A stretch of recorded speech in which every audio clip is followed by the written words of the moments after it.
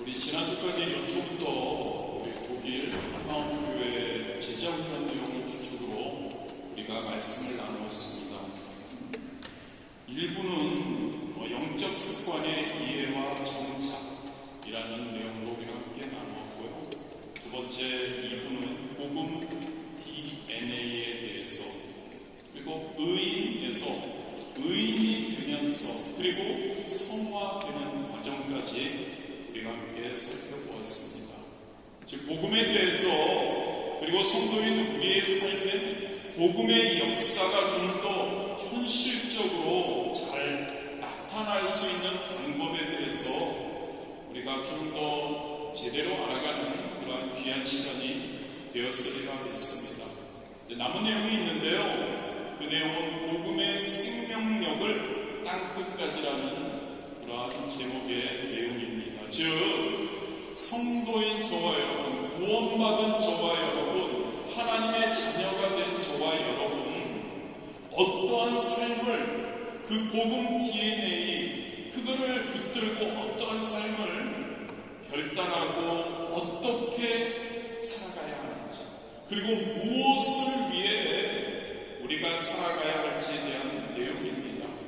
이것은 우리가 새 학기부터 살펴보려고 합니다. 오늘부터는 저와 여러분의 신앙생활과 삶의 모든 면에서 매우 중요하고 기본이 되는 주제에 대해서 우리가 바캉스 기간 동안에 특별히 살펴보려고 합니다. 오늘의 주제는 가장 저와 여러분에게 중요하고 기본적인 죄에 관한 그러한 내용입니다. 저와 여러분 그렇습니다. 저와 여러분의 일상 속에서 우리는 매 순간 죄와 맞닥뜨려지고 있고 죄와 싸우며 살아가고 있습니다. 그리고 이 죄는 저와 여러분의 신앙생활과 하나님과의 관계에 깊은 영향을 미치기 때문에 이 죄에 대해서 우리는 잘 이해해야 합니다. 그리고 알아야 제대로 또한 그 죄를 극복하고 승리할 수 있습니다. 그래서 죄에 대해서 우리가 살펴보기를 원합니다.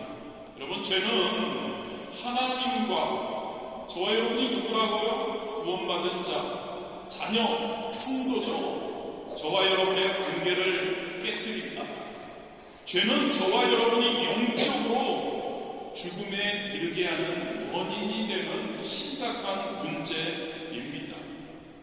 또 죄는 저와 여러분의 성도의 삶을 파괴합니다. 죄는 성도인 저와 여러분이 하나님께서, 예수님께서 이웃과 좋게 잘 지내라고 하는데, 이웃을 사랑하라고 하는데 그 이웃과의 관계를 손상시킵니다. 죄는 영적, 정신적, 육체적 고통을 또한 초래합니다. 바로 죄인 것이죠. 그래서 오늘 죄가 무엇인지, 그리고 죄가 어떻게 생겨났고 그 결과와 그 영향, 그리고 그 죄를 어떻게 해결할 수 있는지, 그리고 그 죄를 우리가 실질적으로 어떻게 하루하루를 살아가며 극복할 수 있는지에 대해서 말씀을 나누기를 원합니다. 보통 우리가 죄라는 단어를 말할 때 우리는 어떤 도덕적으로 실패하거나 실수한다는 것을 떠올리기 쉽습니다. 그런데 성경에서 말하는 죄는 더 깊고 심각한 의미를 가지고 있습니다. 죄는 하나님의 법을 어기는 것입니다. 죄는 하나님의 뜻대로 살지 않는 것, 그게 바로 죄입니다. 그것은 우리의 생각, 우리의 말, 우리의 행동 등 모든 것을 포함합니다. 즉 여러분, 하나님께, 창조주이신 하나님께 우리가 불순종하는 모든 행위, 생각, 말, 행동, 이 모든 것을 우리는 죄라고 합니다. 이것은 저와 여러분의 본성과 생활 속에서 자연스럽게 나타나죠. 죄의 기원, 죄가 어떻게 생겨났는지, 이것을 이해하기 위해서 우리는 창세기로 창세기 1장에서 하나님은 모든 만물을 창조하시고 보시기에 좋았다고 말씀하셨습니다. 그런데 창세기 3장에서 우리는 인간의 타락 그리고 죄의 시작을 목격하게 되죠. 아담과 하와의 이야기입니다. 하나님께서는 아담과 하와에게 에덴 동산에서 모든 과일을 먹을 수 있다고 하셨습니다. 오직 선악과 과는 먹지 말라고 하셨죠. 그런데 하와가 뱀의 유혹에 넘어가서 하나님께서 먹지 말라고 한 선악과를 먹고 그 열매를 남편 아담에게도 주어서 함께 먹게 되죠. 창세기 3장 6절 말씀입니다. 여자가 그 나무를 본즉 먹음직도 하고 보암직도 하고 지혜롭게 할 만큼 탐스럽기도 한 나무인지라 여자가 그 열매를 따먹고 자기와 함께 있는 남편에게도 주매 그도 먹은지라. 이게 바로 이것으로 인해 인간의 죄가 시작된 것이죠. 이 사건으로 아담과 하와는 하나님으로부터 멀어지게 됩니다. 에덴 동산에서 쫓겨나게 되었죠. 그뿐 아니라 아담과 하와의 죄는 모든 인류에게 전달되었죠. 죄와 사망이 인류, 즉 저와 여러분에게까지 들어오게 된 것이죠. 로마서 5장 12절에 이렇게 말씀한 그러므로 한 사람으로 말미암아 아담으로 말미암아 죄가 세상에 들어오고 죄로 말미암아 사망이 들어왔나니 이와 같이 모든 사람이 모든 인류가 저와 여러분이 죄를 지었으므로 사망이 모든 사람에게 이르렀느니라. 죄 그렇게 생겼죠. 그래서 죄가 바로 저와 여러분이 이제 죄의 본성을 가지고 태어나게 되었다는 이야기입니다. 그래서 저와 여러분 끊임없이 죄와 싸워야 합니다. 끊임없이 하나님과의 관계를 회복하기 위해서. 저와 여러분이 누구라고요? 하나님의 자녀인데 죄로 인해서 하나님과 아버지와 우리와의 관계가 단절되어 있는 거죠. 그 부모님과 단절되었다는 것은 그 자녀로서 얼마나 슬픈 건가요? 죄와 싸워서 이 관계를 우리는 회복해야 할 줄 믿습니다. 죄의 문제를 해결해야 이 관계가 회복되니까 죄의 문제를 해결하기 위해 애써야 하는 저와 여러분이 되어야 합니다. 이렇게 해서 죄의 결과, 좀 전에도 말씀드렸지만 하나님과 인간 사이의 관계를 근본적으로 단절시킵니다. 이사야 59장 2절이죠. 오직 너희 죄악이 너희와 너희 하나님 사이를 갈라 놓았고 너희 죄가 그의 얼굴을 가리어서 너에게서 듣지 아니하게 함이라. 죄가 하나님과 저와 여러분의 영적인 소통을 막았다는 겁니다. 저와 여러분이 이제는 아무리 하나님의 말씀을 듣고 싶었어도 죄인 되었을 때는 우리는 그 목소리를, 그 말씀을 듣지 못하게 된다는 거죠. 죄의 결과는 또한 하나님과의 단절된, 그리고 죄의 결과는 저와 여러분이 영적인 존재인 저와 여러분이 죽는다는 이야기입니다. 로마서 6장 23절에서 사도 바울은 이렇게 명확하게 말하고 있죠. 죄의 싹은 사망이라. 그런데 여러분, 이것은 그냥 육체적인 사망만을 이야기하는 것이 아닙니다. 영원한 형벌, 즉 영적으로 죽게 된다는 것을 이야기를 하죠. 죄는 또한 저와 여러분의 일상생활에 혼돈과 고통을 가져옵니다. 즉 저주 가운데 죄는 저와 여러분이 거하게 한다는 이야기입니다. 그렇습니다, 여러분. 인간관계의 갈등, 질병, 전쟁, 사회적 불이 등 많은 경우 거의 대부분이 죄의 결과임을 우리는 알죠. 구약성경에 보면 다윗 왕, 그가 죄를 짓습니다. 그 죄로 인해서 그 자신, 가정, 그리고 그 나라에까지 얼마나 큰 피해를 초래했는지 우리는 모릅니다. 그의 죄가 뭐였죠, 여러분? 바세바와의 가는, 그 죄죠. 그리고 그 남편, 바스바의 남편 우리아를 죽인 그 죄, 그것을 통해서 그 자신이 하나님의 합한 사람 왕이라고 했지만 그럼에도 불구하고 그 이후에 내내 그는 험난한 삶을 살게 되었죠. 가족 내에 피가 떠나지 않았습니다. 칼이 떠나지 않았습니다. 그의 아들, 사랑하는 아들 압살롬이 반란을 일으키는 등 문제를 발생시켰던 것이죠. 여러분, 죄의 결과는 엄청납니다. 죄의 결과는 저와 여러분의 삶 가운데 놀라운 어려움을 그리고 놀라운 힘듦을 만들어낸다는 것, 우리가 꼭 기억하기를 원합니다. 그렇다면 여러분, 이 죄를 어떻게 해결받을 수 있을까요? 바로 여러분 너무 잘 아시지만 우리의 주님이신 예수 그리스도의 구원 사역을 통해서 우리는 그 죄를 해결한 받음을 믿으시기를 바랍니다. 저와 여러분의 죄를 완전히 해결하신 분이 계시다는 겁니다. 바로 예수 그리스도이십니다. 본문의 8절이죠. 우리가 아직 죄인 되었을 때 그리스도께서 우리를 위하여 죽으심으로 하나님께서 우리에 대한 자기의 사랑을 확증하셨느니라. 예수님이 십자가에 못 박혀 돌아가시고 부활하셔서 그 구원의 사역을 통해 우리의 죄가 용서받을 수 있다는 이야기입니다. 예수님께서 십자가에 못 박혀 죽으심으로 죄인인 저와 여러분이 받아야 할, 감당해야 할 죄의 형벌을 예수님이 대신 받아 주셨다는 거죠.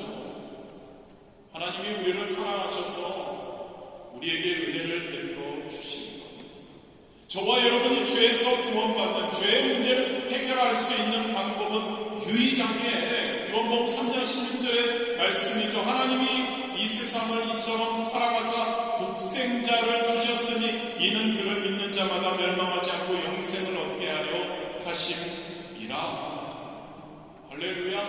예수님의 십자가에서의 사역은 저와 여러분의 모든 죄를 씻어 주셨다는 거죠. 저와 여러분에게 새로운 생명으로, 영생으로 인도해 주셨다는 이야기입니다. 용서만이 아닙니다, 여러분. 본문 10절에 우리가 하나님과의 단절된 관계에서 우리가 하나님과 화목하게 되었다고 말씀하고 있죠. 우리가 원수 되었을 때 그의 아들의 죽으심으로 말미암아 하나님과 화목하게 되었은즉 화목하게 된 자로서는 더욱 그의 살아나심으로 말미암아 구원을 받을 것이니라. 단절됨이 끝나는 것이 아니라 하나님과 우리는 다시 회복되는 겁니다. 화목하게 되었다는 것을 믿기를 원합니다. 예수 그리스도의 십자가의 구원 사역을 통해 우리는 그 예수 그리스도를 믿음으로 죄 사함을 받음을 믿습니다. 할렐루야. 이것은 어떤 행위로 일어나는 것이 아니라 하나님의 은혜로 우리에게 주어졌음을, 선물임을, 은혜임을 우리가 확신할 수 있게 되기를 주님의 이름으로 축복합니다. 예수 그리스도의 구속의 사역을, 구원의 사역을 믿고 받아들이며 우리의 죄의 문제가 해결되었다는 것을 믿기를 바랍니다. 이 시간 우리가 함께 나눴던 복음 DNA 중에서 죄를 극복하기 위해서 세 가지 중요한 요소 잠시 살펴보고 그 다음에 우리가 실질적으로 우리는 어떤 삶을 살므로 우리는 이제 구원받았고 이제는 다시 화목해 되었고 이제는 그것을 지속적으로 죄와 싸워 이기며 나아가야 하는데 어떤 것을 행할까에 대해서 한번 살펴보기를 원합니다. 먼저 세 가지 중요한 요소죠. 복음 DNA에서 중생, 성령 충만, 성원입니다. 중생은 우리가 함께 살펴보았지만 예수 그리스도를 믿고 영접할 때 하나님의 영, 즉 성령이 우리 안에 들어와 우리를 새롭게 하는 과정을 중생, 다시 태어남이라고 이야기를 합니다. 그렇습니다. 예수님께서도 요한복음 3장 3절에서 니고데모에게 이렇게 말씀하십니다. 사람이 거듭나지 아니하면 하나님 나라를 볼 수 없느니라. 다시 태어나지 않으면 하나님 나라를 볼 수 없다. 중생은 그렇습니다, 여러분. 단순히 도덕적으로 더 나아지거나 개선된다는 그러한 의미가 아닙니다. 중생은 저와 여러분이 죄에서 해방되고 하나님의 자녀로 다시 태어나는 영적 변화를 의미한다는 것을 기억하기를 원합니다. 이런 거죠, 여러분. 사도 바울 다메섹 도상에서 예수님을 만났습니다. 그리고 나서 그의 삶이 완전히 변화되었죠. 예수님을 만나기 전에 사도 바울은 예수 믿는 자들을 죽이려고 박해하고 죽이려고 쫓아다니던 사람이었는데, 예수님을 만난 후에 중생해서 그는 예수님의 복음을, 예수님을 전파하는 자로 거듭나게 되었다는 것을 우리는 알 수 있습니다. 중생은 존재의 변화임을 우리가 기억하기 원합니다. 중생됨은 그냥 우리의 생각이 변화되고 우리의 추구하는 목적이 변화되는 것, 그것만이 아닙니다. 중생은 우리 자신이, 우리의 존재가 완전히 변화된다는 것, 그것을 의미한다는 것을 기억하기를 원합니다. 예수님의 사도로서 사도 바울의 삶은 완전히 변화되었습니다. 마찬가지입니다. 중생을 통해, 즉 하나님 예수님의 구속사를 우리가 믿고 성령님께서 우리 안에 이제 내재하시며 성령님께서 우리의 존재를 완전히 바꾸어 주셨다는 것, 그것을 우리가 기억하기를 진심으로 원합니다. 우리의 삶이 근본적으로 변화되었음을 믿습니다. 성령님께서 우리 안에 거주하시니까. 성령님께서는 우리의 죄를 깨닫게 해주십니다.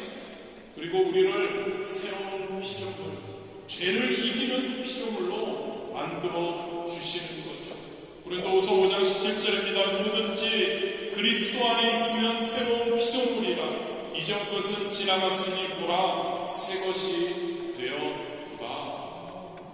아멘. 저와 여러분은 예수님의 구속사를 믿고, 예수님을 믿고, 그리고 그 순간에 성령님이 우리 안에 임재하시게 되고 우리의 존재가 새로운 피조물로 변화된다는 것을 기억하기를 원합니다. 두 번째 그 복음 DNA, 성령 충만입니다. 성령 충만은 저와 여러분 죄와 관계할 때 죄와 싸워서 이길 수 있는 힘과 능력을 바로 성령 충만은 우리에게 줍니다. 사도행전 1장 8절에서 예수님은 이렇게 말씀하시죠. 우리가 너무나 잘 아는 말씀이죠. 오직 성령이 너에게 임하시면 너희가 권능을 받고, 할렐루야, 저와 여러분에게 성령이 임하시면 권능을 받는다고 말씀하고 있습니다. 그 권능이, 즉 성령 충만할 때 우리에게 주어지는 그 권능이 우리의 삶을 풍성하게 하고 하나님의 일을 행할 수 있는 능력이 됨을 믿기를 원합니다. 그래서 사도행전 2장에 보면 성령 충만함을 받은 제자들은 무엇을 했습니까? 그전에는 성령의 충만함을 받기 전에 그들은 예수님을 배반하고 예수님이 진짜 각자의 그러한 삶으로 돌아가는 허무한 삶을 살았죠. 그런데 성령 충만함을 받은 제자들은 담대하게 목숨을 걸고 능력을 가지고 복음을 전하는 일을 시작했던 것을 알 수 있습니다. 성령의 권능을 받으면 우리에게 두려움을 극복할 수 있는 힘이 생긴다는 것을 믿기 원합니다. 두려움, 죽을 수밖에 없는, 예수님처럼 죽을 수밖에 없다는, 그리고 이 세상을 우리가 살아가면서 우리는 손해보고 힘들고 어렵고 핍박받을 것이라는 그러한 두려움을 우리는 극복할 수 있는 것입니다. 그들은 예수님의 부활을 증거하기 위해서 온 세상으로 나아갔습니다. 두려움을 극복하고요, 목숨을 걸고 결국 그들은 순교했죠. 그렇습니다, 여러분. 성령 충만은 우리에게 죄와 싸워 이기는, 이 세상과 싸워 이기는, 악한 사탄과 싸워 이기는 힘을, 능력을, 권능을 주신다는 것을 기억하기를 원합니다. 성령 충만할 때 그래서 저와 여러분 더욱더 영적으로 성장할 수 있는 겁니다. 더욱더 하나님의 뜻대로 하나님의 기쁨이 되는 삶을 우리는 살 수 있는 것이죠. 성도가 누가 죄와 타협해서 죄인처럼 살고 싶겠습니까? 여기 있는 한 분, 모든 분들 죄 짓고 살기 원하는 사람이 누가 있습니까? 그런데 사실 우리는 죄 짓고 살 수밖에 없는 연약한 존재인 것입니다. 그래서 우리 성령의 충만함을 통해 그 성령님께서 주시는 권능을 받기 원합니다.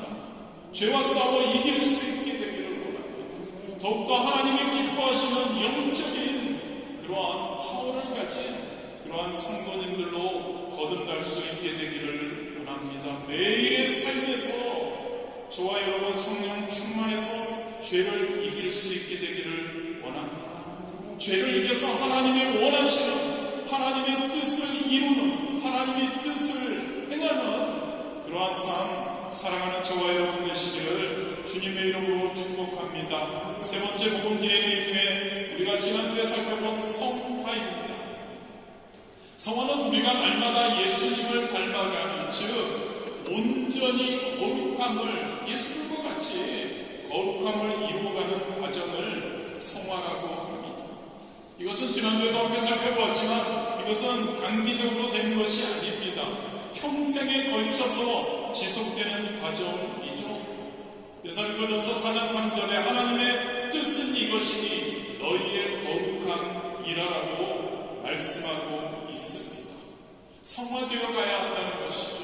점점 우리가 더 거룩해져 가야 한다는 것이죠. 점점 더 예수님을 닮아가야 한다는 것이죠. 저와 여러분의 삶의 존재의 목적이 결국은 점점 예수님을 닮아 점점 거룩해져서 점점 하나님의 기쁨이 되고 점점 하나님께 영광이 되는 삶이어야 하는 줄 믿습니다. 그래서 이 성화가 저와 여러분이 일상생활에서 죄를 멀리하게 하는 겁니다. 하나님의 뜻에 맞게 살아가는 것, 바로 성화로운 거룩함을 이루어가는 삶이라는 것이죠. 저와 여러분이 추구해야 되는 겁니다. 성화, 중생 성령 충만 성화. 자, 그렇다면 실질적으로 어떻게 우리는 죄와 싸워서 우리는 이겨야 할까요? 여러분들이 자주 들은 말씀입니다만 다시 한번 함께 나눕니다. 네 가지가 있습니다. 하나님의 말씀으로 충만하십시오. 할렐루야. 하나님의 말씀으로 충만한 것이 현실적으로요, 실제적으로 그래야 우리는 죄와 싸워서 이길 수 있는 겁니다. 하나님의 말씀 안에 충만하게 거하며 하나님의 말씀을 통해 우리가 어떠한 길을 찾아갈 수 있는지가 중요하다는 거죠. 시편 1편 1절과 2절에 이렇게 이야기합니다. 복 있는 사람은, 할렐루야, 저와 여러분은 복 있는 사람이어야 합니다. 저와 여러분은 이미 복 있는 사람이죠. 왜요? 저와 여러분은 구원받았으니까. 다른 어떤 것보다 우선 우리가 진짜 죽을 수밖에 없는 우리인데 하나님의 은혜 가운데 예수 그리스도를 그 구속사를 믿음으로 우리가 구원받았으니까요. 하나님의 자녀가 되었으니까 우리는 복 있는 자입니다. 할렐루야. 복 있는 자가, 지금 복 있는 자가 끝까지 우리가 복 있는 자로 가야죠. 그래서 2절에 이야기합니다. 복 있는 사람은 시편 1편 1절 2절이죠. 오직 야훼의 율법을 즐거워하여 그 율법을 주야로 묵상하는 자로다. 할렐루야. 복 있는 자는 하나님의 말씀 율법을 즐거워해야, 하나님의 말씀 읽는 것이, 하나님의 말씀 듣는 것이 즐거워야 합니다. 그리고 그 율법을 주야로 묵상합니다. 매 순간 하나님의 말씀을 묵상하고 그 말씀을 나의 삶 가운데 자꾸 끌어들이고, 이 말씀이 나의 지금 삶 가운데, 지금 나의 지금 오늘의 삶 가운데 무엇을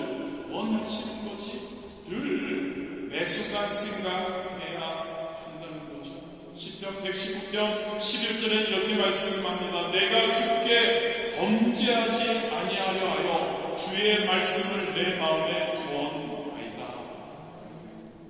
죄짓지 않기 위해서 하나님의 말씀을 내 마음에 두었다는 겁니다. 마음에 두었다는 건 그냥 두었다는 게 아닙니다. 이 말씀을 곱씹으며 이 말씀을 묵상하며 이 말씀대로 살아가겠다는 것을 마음에 두었다고 이야기를 하죠. 그렇습니다, 여러분. 너무 자주 말씀드리지만 하나님의 말씀은 저와 여러분의 마음을 새롭게 함을 믿으시기를 바랍니다. 하나님의 말씀을 통해 우리는 하나님의 뜻을 깨달을 수 있는 겁니다. 하나님의 말씀을 통해 우리는 죄를 멀리할 수 있는 겁니다. 하나님의 말씀을 통해 우리는 성령 충만할 수 있는 겁니다. 하나님의 말씀을 통해 우리는 성화죠, 거룩함, 예수님을 닮아감을 추구할 수 있게 되는 거죠. 그렇습니다, 여러분. 말씀은 죄로부터 우리를 지키는 강력한 무기가 된다는 것을 믿으시기를 바랍니다. 그래서 우리가 공동체 성경 읽기를 하고 있습니다. 그리고 우리가 매일 말씀 묵상 책을 가지고 매일 말씀 묵상을 하는 거죠. 하나님의 뜻을 제대로 깨닫기 위해서요. 그 뜻을 따라서 살아가기 위해서 우리가 애쓰고 있는 겁니다. 성경에 보면 다니엘 우리가 잘 압니다. 다니엘은 자신을 더럽히지 않겠다고 다짐합니다. 그리고 다니엘은 그 더럽히지 않겠다는 마음으로 하나님의 율법을 지키기 위해 그는 바벨론 왕의 주는 음식과 포도주를 거절합니다. 다니엘 1장 8절이죠. 다니엘은 뜻을 정하여 왕의 음식과 그가 마시는 포도주로 자기를 더럽히지 아니하리라 하고 자기를 더럽히지 않게 하기를 환관장에게 구하니. 하나님의 율법을 지키기 위해 하나님의 말씀대로 살기 위해 다니엘이 무엇을 했다고요, 여러분? 결단합니다. 왕이 주는 음식, 포도주, 제사 지냈던 거기 때문에 그것은 나의 몸을 더럽힌다는 것이죠. 하나님의 자녀인, 하나님의 백성인 나, 거룩함을 유지해야 되는 나를 더럽히기가 싫다는 겁니다. 결단하는 겁니다, 여러분. 그 다니엘의 결단, 저와 여러분 하나님의 말씀을 따라 살려고 몸부림치는 모습이어야 할 줄 믿습니다. 하나님의 말씀을 따라 살아갈 때 다니엘의 결단을 통해 우리가 어떤 결단을 해야 될지를 우리는 살펴볼 수 있는 거죠. 많은 손해가 수반될 겁니다. 많은 구별됨이죠. 어떨 때는 많은 왕따라고 할 수 있는 거죠. 그게 우리와 함께 할 것입니다. 그러나 다니엘의 결과는 어땠다는 걸 생각해 보기 바랍니다. 저와 여러분 하나님의 말씀 다시 강조합니다. 대로 살아갈 수 있게 되기를 주님의 이름으로 축복합니다. 하나님의 말씀대로입니다.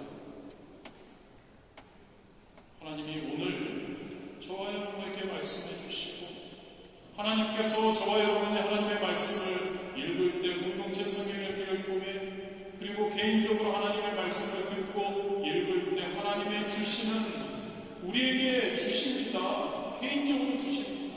하나님의 말씀을 살아 역사하십니다. 개인적으로 하나님의 말씀해 주실 때가 있죠. 뜨끔할 때요, 아차할 때요. 그것을 여러분 붙드십시오. 그리고 그것대로 살아가십시오. 결단입니다. 믿음은 결단입니다. 신앙은 결단입니다. 결단하고 거기서 끝나면 안 되고요. 자주 말씀드리지만 결단하고 순종해야 합니다. 할렐루야. 순종해야 합니다. 한번 해보는 겁니다. 한번 하는 겁니다. 그런 저가 여러분이 되기를 진심으로 원합니다. 진짜 하나님의 자녀로 성도 거룩한 하나님의 자녀, 성도답게 거룩한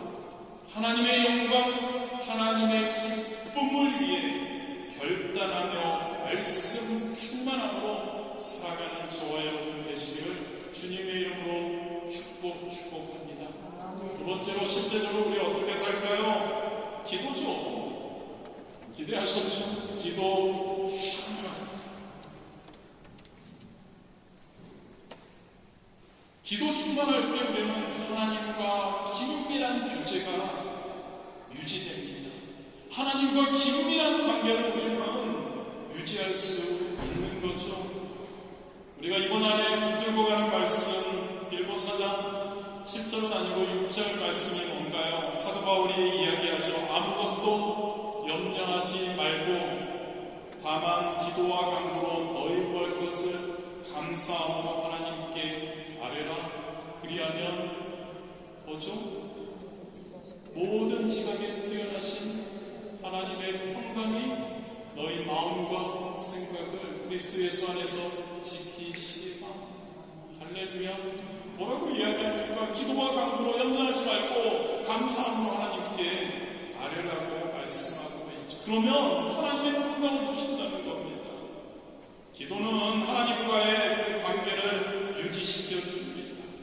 기도는 하나님과 함께 거할 수 있는 그런 능력을, 죄와 싸워서 이길 수 있는 능력을 주시는 것이 기도인 줄 믿습니다. 기도는 하나님의 지혜와 능력을 구하는 것이고, 기도는 죄의 유혹에서 벗어날 수 있는 방법인 거죠. 마태복음 26장 41절입니다. 시험에 들지 않게 깨어 기도하라. 마음에는 원이로되 육신이 약하도다. 우리가 닮아가야 할 예수님은 항상 기도로 하나님과 교제하셨죠. 아까도 살펴본 다니엘은 어떻습니까? 다니엘의 삶에서 기도가 어떤 자리를 차지했나요? 그는 어떤 어려운 환경 속에서도 하루 3번씩 기도하며 하나님과의 관계를 유지했죠.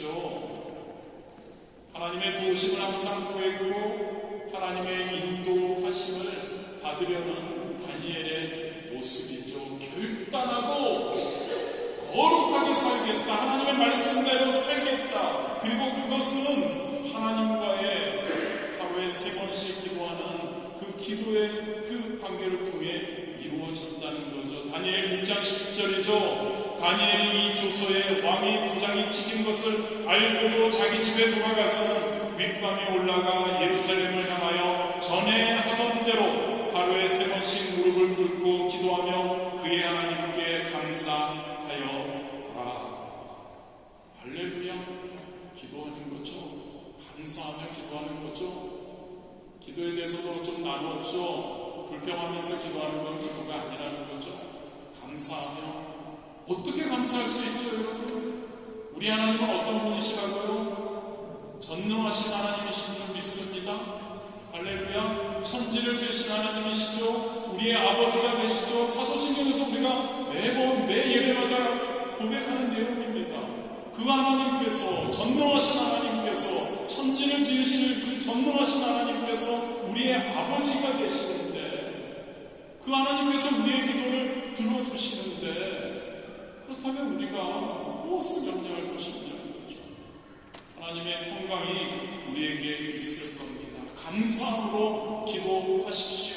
매일 저녁 기도 우리 하고 있죠? 다들 하고 계시리라 믿습니다. 하루에 15분 최소한 함께 기도하시기를 바랍니다. 실질적으로 죄와 싸워서 이길 수 있는 겁니다, 여러분. 우리 교회에서 여러분에게 제시합니다. 공동체 성경 읽기 15분 동안 우리가 성경 읽는 거, 그리고 매일 저녁 기도, 예배 없을 때 15분 기도하는 거, 할렐루야. 실질적으로 해보십시오. 죄와 싸워 이길 수 있을 겁니다. 세 번째입니다. 성령님의 도우심을 우리는 간구해야 합니다. 성령님은 저와 여러분의 약함을 도우시는 분이신 줄 믿습니다. 성령님은 우리가 죄를 이길 수 있도록 우리에게 지혜와 힘을 주십니다. 로마서 8장 26절이죠. 이와 같이 성령도 우리의 연약함을 도우시나니 우리는 마땅히 기도할 바를 알지 못하나 오직 성령이 말할 수 없는 탄식으로 우리를 위하여 친히 간구하시느니라. 그렇습니다, 여러분. 저와 여러분 성령님의 도심을 통해서 하나님의 뜻을 분별할 수 있습니다. 그리고 그 뜻에 따라 우리는 살아갈 수 있는 겁니다. 사도 바울의 사역을 보면 그는 성령님의 인도하심을 받으며 그의 사역을 복음을 전했음을 우리는 압니다. 사도행전 16장 6절에서 10절에 보면 사도 바울 그리고 그의 동료들이 아시아에서 비두니아로 가려고 했습니다. 성령님께서 허락하지 않으셨죠. 마케도니아 사람이 환상을 통해 유럽으로 오라고 그 사건이 기록되어 있습니다. 사실 사도 바울은 아시아에서 복음을 전하려고 했습니다. 그런데 성령님께서 그 길을 막으시고 유럽으로 인도하시죠. 그곳에서 사도 바울의 복음을 전함으로 그가 하나님께 받은 이방인 선교사, 그것을 통해서 전 세계로 복음이 더욱더 신속하게 펼쳐진 것을 우리는 알 수 있습니다. 성령님의 인도하심을 구하고 성령님의 인도하심에 순종하고 성령님이 인도하심을 따라 살아가는 저와 여러분이 될 때 우리는 죄 가운데서 죄를 이기고 하나님이 기뻐하시는 사명, 하나님의 기뻐하시는 자 될 수 있는 줄 믿습니다. 마지막으로 네 번째입니다. 우리가 죄를 실질적으로 이기기 위해서 이 죄와 싸우며 저 하늘나라까지 가는 그 여정에 우리는 믿음의 공동체 속에서 서로 격려하며 권면하며 서로 기도해주며 나아갈 때 우리는 승리하게 되는 줄 믿습니다. 히브리서 10장 24절 25절에도 서로 도와도와 사랑과 선행을 격려하며 모이기를 피하는 어떤 사람들의 습관같이 하지 말고 오직 권하여 그날이 가까움을 볼수록 더욱 그리하자. 여러분, 하나님께서는 매정하신 분이 아니십니다. 하나님께서는 저와 여러분을 구원하시고 자녀로 삼아주시고 하나님께서는 저와 여러분에게 개인적으로 혼자 알아서 저 하늘나라까지 말하라고 하시지 않으셨죠. 하나님께서는 너무 감사하게 성령님을 우리에게 보내주셨습니다. 성령님께서 하나님께서 우리와 항상 우리 안에 내주하시고 우리와 함께 하시며 하나님께서 우리를 도와주시고 그 여정을 함께 해주신다고 약속해 주셨고 그렇게 하고 계시죠.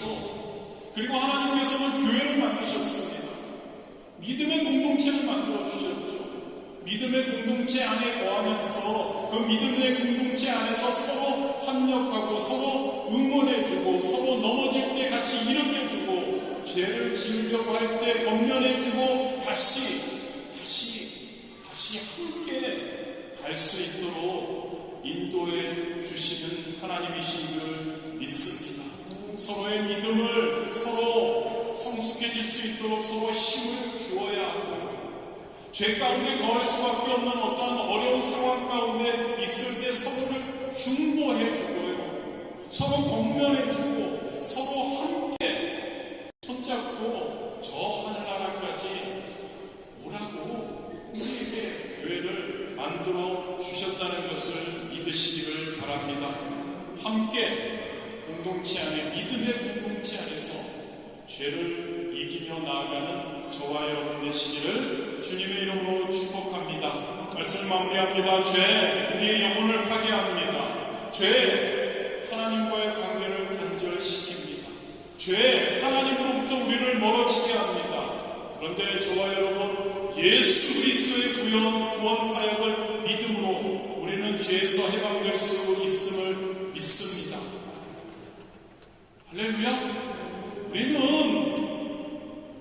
하나님과 화목하게 될 수 있습니다. 중생을 통해서 우리는 새로운 삶을 시작합니다. 성령 충만을 통해서 죄를 이기는 힘과 능력을 얻습니다. 성화를 통해서 하나님의 거룩함을 추구하는 삶을 우리는 살아갈 수 있는 거죠. 저와 여러분 이 시간에 결단했으면 합니다. 저와 여러분 혹시 우리 안에 혹시 죄성을, 죄 지은 것을 가지고 있다면 이 시간에 우리가 회개하는 시간이 있어야 합니다. 죄를 회개하고 그리고 말씀, 기도, 휴문 안에서 우리가 교회 안에서 함께 승리하는 그러한 저와 여러분 되시기를 주님